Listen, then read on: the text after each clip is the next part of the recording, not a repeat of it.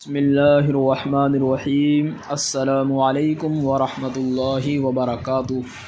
الحمدللہ، آج ہمارا اردو زبان کا 44واں سبق شروع ہو رہا ہے اور زراعت کا جو عنوان ہے اس کا پہلا سبق شروع ہو رہا ہے۔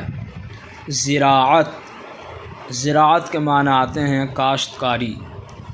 پودے کے حصے۔ پودا تم نے دیکھا تو ہے؟ جی ہاں، دیکھا ہے۔ اچھا بتاؤ تو صحیح، پودا کسے کہتے ہیں؟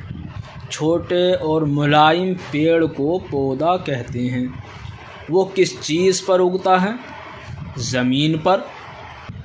یہ پودا اکھیڑ لو، بتاؤ اس حصے کو جو پیلا پیلا ہے اور جس میں سوت کے سے ریشے ہوتے ہیں زمین کے اندر، وہاں اس کی کیا حالت ہوتی ہے؟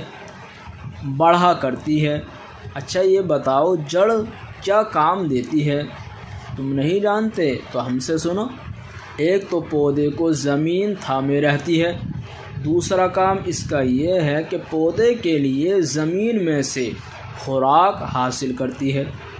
کیا پودے کو بھی کھانے پینے کی حاجت ہے، یعنی ضرورت ہے؟ بے شک، اس کے بھی جان ہے اور سب جانداروں کی طرح اس کی زندگی بھی کھانے پینے پر ہے۔ اگر پودے کو غذا نہ ملے یا جڑ کاٹ ڈالو تو وہ مر جائے گا۔ پودے کا منہ کیا ہے؟ یہی جڑ جس کے ذریعے سے وہ اپنی خوراک زمین سے لیتا اور بڑھتا ہے۔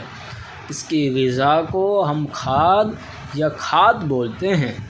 الحمدللہ، آج کا ہمارا سبق مکمل ہوا۔